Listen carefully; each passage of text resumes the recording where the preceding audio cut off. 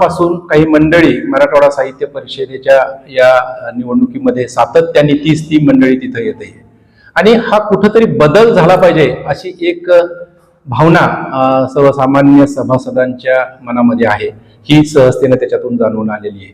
दुसरा मुद्दा असा आहे की मराठवाडा साहित्य परिषदेच्या या निवडणुकीमध्ये उतरण्याचं कारण असं आहे की मराठवाडा साहित्य परिषद, जेव्हा आपण हा मराठवाडा शब्द उच्चारतो त्यावेळेस आपल्या मराठवाडा साहित्य परिषदेने फक्त संमेलनं घ्यावीत किंवा परिसंवाद घ्यावेत किंवा एखाद्या पुस्तकावर चर्चा करावी एवढंच अपेक्षित नसून, तर मराठवाडा म्हणून एक काही अस्मिता आहे त्या शब्दाच्या पाठीमागं. एक भौगोलिक मराठवाडा आहे, ऐतिहासिक मराठवाडा आहे, सांस्कृतिक मराठवाडा आहे, सामाजिक मराठवाडा आहे. या संदर्भात मराठवाडा साहित्य परिषद काय भूमिका घेते किंवा काय कार्य करते? कारण लेखणी ज्यांच्या हातात आहे, लिहिती हात कुठं आहे तर मराठवाडा साहित्य परिषदमध्ये आहे आणि यांनी हे करणं गरजेचं आहे. जसं की मराठवाडी शब्द असतील की ते आज लोप पावत चाललेत. 90 नंतर आपण बघतो की मोठ्या प्रमाणात बदल होत चाललेले आहेत, सामाजिक, राजकीय, सांस्कृतिक सगळे बदल होत चाललेले आहेत आणि त्यामध्ये अनेक शब्द लोप पावत चाललेत. मग याचं जतन कोणी करायचं? तर स्वाभाविकपणे आमच्या मते मराठवाडा साहित्य परिषदेवर ही जबाबदारी येते आणि म्हणून असा काही बृहत शब्दकोश, असा काही प्रकल्प मराठवाडा साहित्य परिषद राबवेल का, तर ती आम्ही राबवण्यासाठी इथं आलेलो आहे. दुसरा मुद्दा असा की याचं सामाजिक असेल, सांस्कृतिक असेल, याचा इतिहासाचं जतन कोणी करेल का, तर ते मराठवाडा साहित्य परिषदेने नक्कीच केलं पाहिजे. यासाठी काही प्रकल्प आपल्याला राबवले पाहिजे. म्हणजे फक्त पुरस्कार देणे, संमेलनं घेणे आणि मिरवणे एवढंच मराठवाडा साहित्य परिषदेचं काम असं असणार नाही, असलं नाही पाहिजे. तर ह्या रचनात्मक कार्य सुद्धा मराठवाडा साहित्य परिषदेने या निमित्ताने केलं पाहिजे आणि ही भूमिका घेऊन, केवळ ही भूमिका घेऊन आम्ही मराठवाडा साहित्य परिषदेच्या निवडणुकीमध्ये उतरलेलो आहोत. मराठवाडा साहित्य परिषदेची आवाज होती, काहीतरी चालत होतं दर महिन्याला 2 महिन्याला, पण बरेचशे वर्षापासून महिन्यापासून काहीच दिसत नाही. मग येणाऱ्या काळात जर तुमची निवडणूक आधी निवडून तुमच्या पाहिजे काय करणार नव्हे? आम्ही ते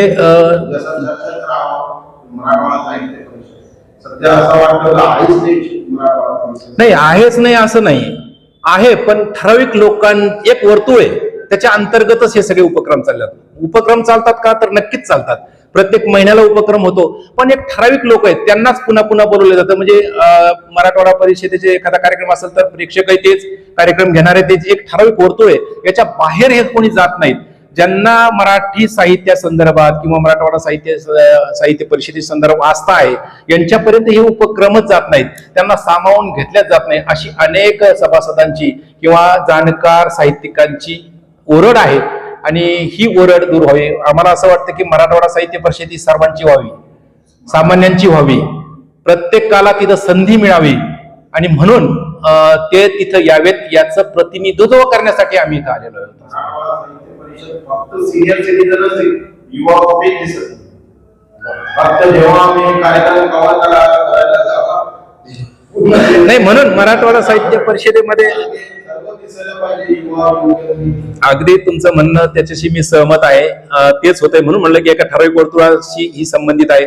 जर आपण मागील 5-10-20 वर्षाचे प्रतिष्ठानचा अंक बघितला, मुळात प्रतिष्ठान अंक हा आता तुम्ही म्हणता काही चालूच नाही उपक्रम, त्याच्यातला प्रतिष्ठानचा अंक एक उत्कृष्ट अंक मराठवाडा साहित्य परिषदेचा निघत होता, पण तो पोहोचत नाही. दुसरा मुद्दा असा आहे की प्रतिष्ठान अंकाचे गेल्या 10-20 वर्षातले अनुक्रमही बघितली तर एक ठराविक लोकच त्याच्यात लिखाण करतात. याच्यापेक्षा कितीतरी हात असे आहेत की ते साहित्य निर्माण करत असतात, लिहित असतात, पण त्यांना तिथं संधी दिल्या जात नाही.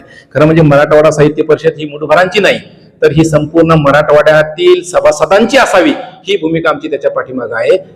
मराठवाडा साहित्य परिषद ही निवडणूक महत्वाची आहे आणि कारण आता राज्यातील देशाचे झालेला आहे, फार महत्वाचे निवडणुका जवळ आहे आणि डॉक्टर संजयराव भिंगे साहेब यांच्या नेतृत्वात असं परिवर्तन करण्यात केलेलं आहे. तुम्हाला मतदार कसं प्रतिसाद देत आहे या माध्यमातून? खरं तर आपण जर बघितलं तर मतदाराचे इथं 2 गट आहेत. एक जाणकार सुजान मतदार, म्हणजे दुसरा सुजान नाही असं नाही, जाणकार, की जे साहित्याशी संबंधित आहेत, ज्याला मसाप म्हणजे काय माहिती आहे, साहित्य म्हणजे काय माहिती आहे, म्हणजे या साहित्य व्यवहाराशी संबंधित असणारा एक मतदान, तिथलं जागरूक मतदान. आणि एक दुसरा एक मोठा वर्ग आहे मतदारामध्ये की जो त्याचा संबंध साहित्याशी नाहीच आहे, पण जाणीवपूर्वक ते करून घेतलेले मतदार आहेत. मग ते काही व्यावसायिक असतील, डॉक्टर असतील, इंजिनिअरिंग असतील, त्यांनी होऊ नये असं नाही, त्यांचं स्वागतच आहे, त्यांनी झालंच पाहिजे. पण जे स्वतःहून इथं येतात जे सभासद होण्यासाठी, यांना जाणीवपूर्वक टाळल्या गेलेलं आहे. ज्यांना आवड आहे साहित्याची त्यांना टाळल्या गेलेलं आहे. आणि काही जाणीवपूर्वक करून वाचनालय निर्माण करणे वाचन संस्कृतीसाठी, त्याचबरोबर जे लिहिते हात आहेत की जे आज केले जात नाही, अपेक्षित आहे मराठवाडा साहित्य परिषदेकडून की जे नव अंकुर आहेत लिहिणारे, त्यांच्या हाताला लिखाणाला जे तोडकं मोडकं लिहितात त्यांच्यासाठी पुन्हा चांगलं लिहिण्यासाठी काही कार्यशाळा घेता येतील का, तर त्या घेतल्या पाहिजेत असं मला वाटतं. आणि म्हणून ते नवीन लेखक निर्माण तेव्हाच होऊ शकतात की ज्यांना तुम्ही बळ दिलं, त्यांना काही मार्गदर्शन केलं. हे मार्गदर्शन करण्याची भूमिका मराठवाडा साहित्य परिषदेने राबवली पाहिजे असं मला वाटतं. म्हणून तरच ते नवीन साहित्यिक तिथं निर्माण होतील. नसता आपण जे प्रश्न अगोदर निर्माण केला, तुम्हीच विचारलाय की ठराविक लोक दिसतात, ती बुजुर्ग मंडळी दिसतील तेच तिथं सतत असतात, तर नक्कीच ते असणार आहे. तुम्ही जर नवीन लेखकाला, नवीन अंकुराला समोर येऊच देत नसेल तर ते कसे येतील, कसे ते उभे माझ्या नेतृत्वाखाली आहे. मी सर्जेराव जिगे पॅनल प्रमुख, त्याचबरोबर मोहन सौंदर्य माझ्या बाजूला बसलेले आहेत. हे आमचे एक उमेदवार आहेत. शिवाजी हुसे आहेत, डॉक्टर शिवाजी हुसे हे एक उमेदवार आहेत. खरं म्हणजे आमच्या उमेदवाराचं एक वैशिष्ट्य असे आहे की वेगवेगळे हे याच्यातली उमेदवार प्रत्येक जण आपापल्या परीनं साहित्य क्षेत्राशी संबंधित आहेत. वेगवेगळी चळवळी चालवणारी, साहित्यातली चळवळी ऑटोमॅटिक चालवणारे ही मंडळी आहे. आंबेडकर साहित्य चळवळ चालवणारे मोहन सौंदर्य आहेत. तिफनची एक चळवळ चालवणारे शिवाजी हुसे आहेत. इथं एक अशोक शोगन इथं बसलेले आहेत, एक चांगले कवी आहेत. पलीकडे सुनील डोके आहेत, त्यांना नुकताच एक पुरस्कार मिळालेला आहे, चांगली कवी ते आहे. म्हणजे त्याच्यानंतर आमचे प्रतिभा आहिरे आहेत, नवनाथ गोरे आहेत, सुभाष बागल आहेत, प्राध्यापक सुभाष बागल, दीपक पाठक आहेत, ब्रह्माजी केंद्रे आहेत जे वकील आहेत, त्याचबरोबर सिद्धोधन कांबळे जे प्राध्यापक आहेत, त्याच्यानंतर युवराज नळे जे धाराशिव म्हणून आहेत, भारत सातपुते एक साहित्यिक आहेत, जालन्याच्या कथाकार प्रसिद्ध कथाकार सत्यशीला तौर आहेत, आणि बबन मोरे जे हिंगोलीचे आहेत. असे वेगवेगळे क्षेत्रातील साहित्याशी संबंधित असणारी ही सगळी मंडळी आहे.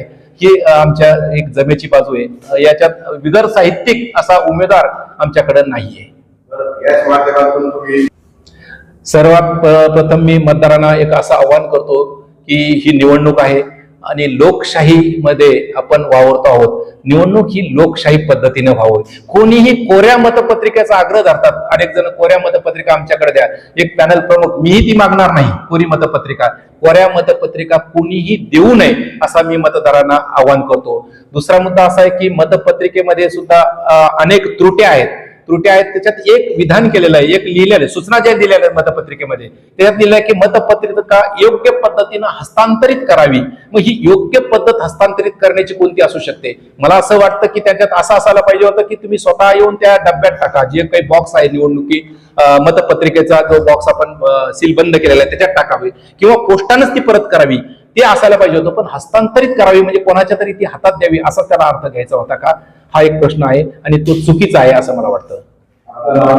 मी सर्जेराव जिगे, परिवर्तन मंचाचा प्रमुख. तर ही मतदान जे आहेत ते कधीच मराठवाडा साहित्य परिषदेमध्ये आलेले नाहीत, काहीच कुठल्या कार्यक्रमाला येत नाहीत, त्यांना त्याचा संबंधही नाही त्यांच्याशी, या विश्वासी.